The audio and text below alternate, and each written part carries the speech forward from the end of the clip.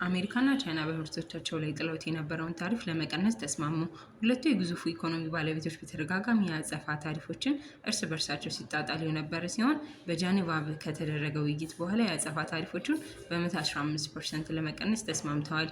አሜሪካ በቻይና ምርቶች ላይ ጥላ የነበረውን የ145% ታሪፍ በመቀነስ ወደ 30% ያወረደች ሲሆን፣ ቻይና በአሜሪካ ምርቶቿ ላይ ጥላ የነበረውን የ125% ታሪፍ ወደ 10% ቀንሳለች። አዲሱ የታሪፍ ቅነሳም ለሚቀጥሉት 90 ቀናት በስራ ላይ ይቆያል ተብሏል። የአሜሪካ የግምጃ ቤት ኃላፊ ስኮት ቤንሰን የታሪፍ አጸፋዎቹን ሁለቱም ሀገራት የማይፈልጉት ነው በማለት ሀገራቱ አብረው መነገድ እንደሚፈልጉ ገልጸዋል።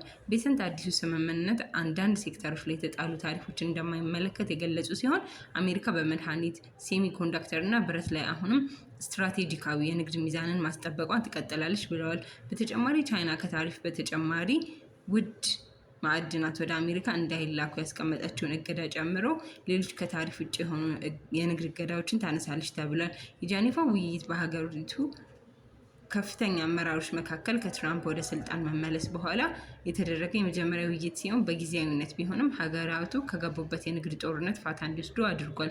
ሁለቱ ሀገራት ወደ ንግድ ጦርነቱ ከገቡ በኋላ የ$600 ሚሊዮን የንግድ እንቅስቃሴ መቆሙ ከመነገሩ በተጨማሪም የሁለቱም ሀገራት ኢኮኖሚ በክፉኛ ተጎድቷል። ቻይናና አሜሪካ ይህ የመጀመሪያ ንግግር መሆኑን ያስታወቁ ሲሆን፣ በንግድና ኢኮኖሚ ጉዳዮች ዙሪያ በቀጣይ በቻይና አሊያም በአሜሪካ ወይም በአማራጭነት በሶስተኛ ሀገር ውይይቶች እንደሚቀጥሉ ተናግረዋል።